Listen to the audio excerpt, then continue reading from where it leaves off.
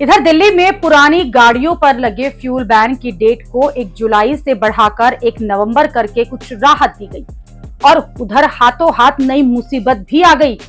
पहले ये fuel ban सिर्फ दिल्ली में था, अब 1 नवंबर से पूरे एनसीआर में लागू होगा। इसका मतलब ये है कि नवंबर से दिल्ली, गुरुग्राम, गाजियाबाद, फरीदाबाद, नोएडा, सोनीपत में भी 10 से 15 साल पुरानी गाड़ियों को पेट्रोल और डीजल नहीं मिलेगा। इसके बाद 1 अप्रैल 2026 से ये बैन पूरे एनसीआर में लागू कर दिया जाएगा। ये बहुत बड़ी बात है क्योंकि पूरे एनसीआर को अगर देखें तो इसमें हरियाणा, यूपी और राजस्थान के कई सारे जिले आते हैं जहां पुरानी गाड़ियों पर अभी कोई रोक नहीं है।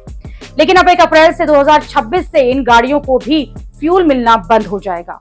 पूरे एनसीआर को देखें तो इसमें मेरठ, बुलंदशहर, बागपत, हापुड़, शामली, मुजफ्फरपुर, रोहतक, रेवाड़ी, झज्जर, पलवल, पानीपत, जिंद, करनाल, नूंह, अलवर, भरतपुर समेत कई जिले शामिल हैं।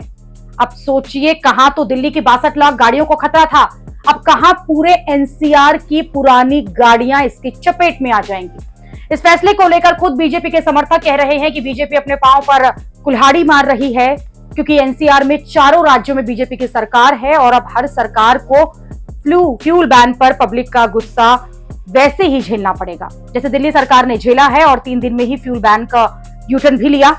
बीजेपी समर्थक ये भी मान रहे हैं कि इस तरह के फैसले से यूपी, राजस्थान, हरियाणा, दिल्ली में बीजेपी सरकारों को नुकसान होगा। पुरानी गाड़ी चलाने वाले ज्यादातर मिडिल क्लास के लोग हैं और ये बीजेपी समर्थक वोट बैंक हैं। लेकिन इस तरह के बैन से बीजेपी अपना वोट जो है वो गंवा सकती है।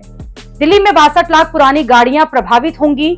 अगर प्रति वाहन 2 वोटर भी लगाएं तो इस हिसाब से दिल्ली में 1 करोड़ से ज्यादा वोटर जो है वो प्रभावित होंगे। दूसरी बात, ये फैसला लागू कैसे होगा ये भी लोग पूछ रहे हैं क्योंकि कहां तो दिल्ली सरकार ये कह रही थी कि बैन को लागू करने के लिए उनके पास जो इंफ्रास्ट्रक्चर है वो पर्याप्त है नहीं, जैसे नंबर प्लेट को रीड करने के लिए सिस्टम, कैमरे, गाड़ियों को जब्त करने के लिए टीम, ये सब तामझाम चाहिए और अब दिल्ली के साथ साथ एनसीआर के राज्यों को भी इसका इंतजाम करना होगा। इससे पहले दिल्ली सरकार की रिक्वेस्ट पर commission of air quality management ने दिल्ली में पुरानी गाड़ियों को फ्यूल बैन से कुछ राहत दी थी, लेकिन कुछ दिनों की राहत अब बड़ी आफत लेकर आएगी। अब दिल्ली के अलावा यूपी, हरियाणा और राजस्थान के सीएम को भी सोचना होगा कि इस मुसीबत से कैसे निकला जाए, क्योंकि अभी तो उन्होंने पब्लिक के गुस्से को कुछ वक्त के लिए टाल दिया है, लेकिन आगे क्या होगा